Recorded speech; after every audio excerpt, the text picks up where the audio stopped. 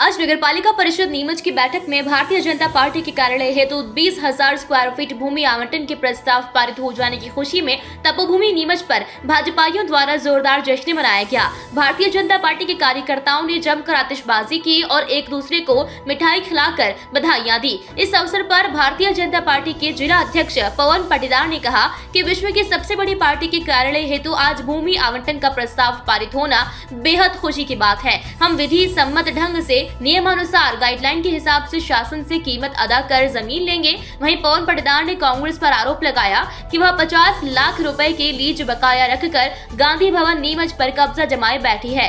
कांग्रेस को गांधी भवन खाली कर देना चाहिए। भारतीय जनता पार्टी के अध्यक्ष पवन पाटीदार, वरिष्ठ भाजपा नेता संतोष चोपड़ा, कार्यालय मंत्री विनोद नागदा, पार्षद नीरज अहिर, वीरेंद्र पाटीदार एवं बड़ी संख्या में भारतीय जनता पार्टी के कार्यकर्ता जश्न के अवसर पर उपस्थित रहे। आज हमारी परिषद के द्वारा पार्टी कार्यालय की भूमि का प्रस्ताव पारित किया गया है।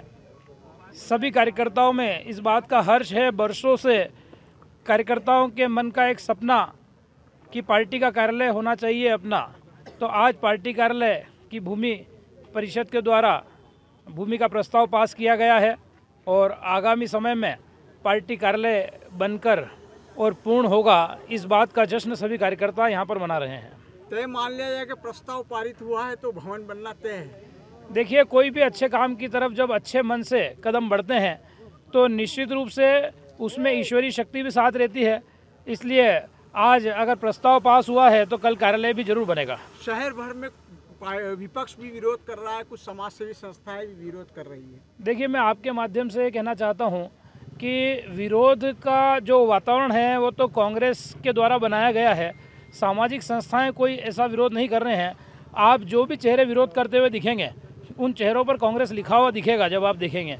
और मुझे ऐसा लगता है, जैसा कि मैंने पूर्व में भी कहा, कि काम करने की दिशा में काम करना चाहिए। एक राजनीतिक दल के ऊपर जनता का बड़ा विश्वास रहता है और जब हम सकारात्मक दिशा में काम नहीं करते और ऐसी बातों का विरोध करते हैं जो विरोध जैसी बात ही नहीं है और न ही उन विषयों का अध्ययन करते हैं। भारतीय जनता पार्टी ने अगर कार्यालय के लिए आवेदन किया है तो क्या गलत किया है? कोई भी संस्था करती है और कर सकती है और विधिवत रूप से कार्यालय मांगा है।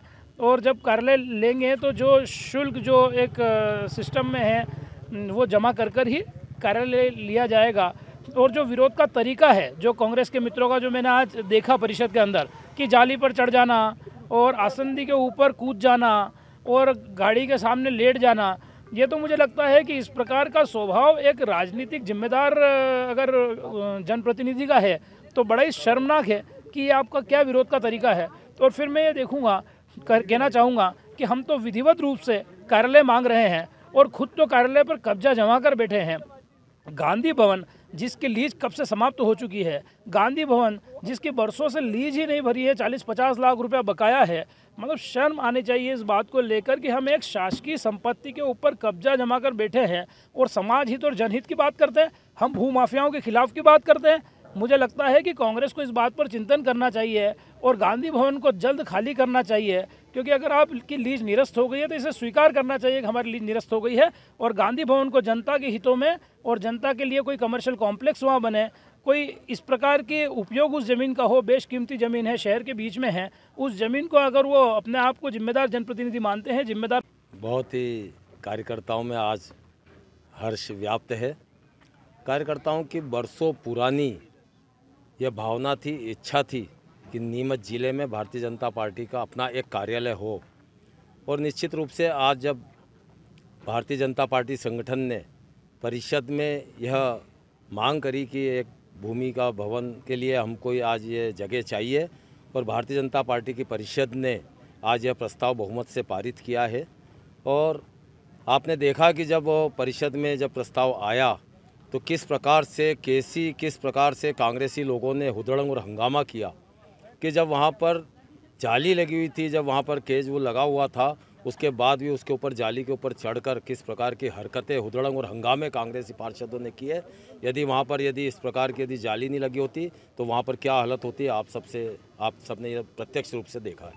आपने सही कहा है, पहले प्रस्ताव आए थे इसे खेल के लिए और वहाँ पर इस प्रकार के प्रस्ताव है, आवासीय प्रस्ताव भी है, लेकिन यह जो भूमि है लगभग 4 हेक्टेयर से भी अधिक वहाँ पर भूमि है यानी कि 20 बीघा से ज़्यादा ज़मीन यानी 4.5-5 लाख फीट ज़मीन वहाँ पर है। तो यदि खेल के मैदान भी वहाँ पर आएंगे तो ठीक है, वो भी यदि योजना में आते हैं तो वो खेल के मैदान भी आ सकते हैं।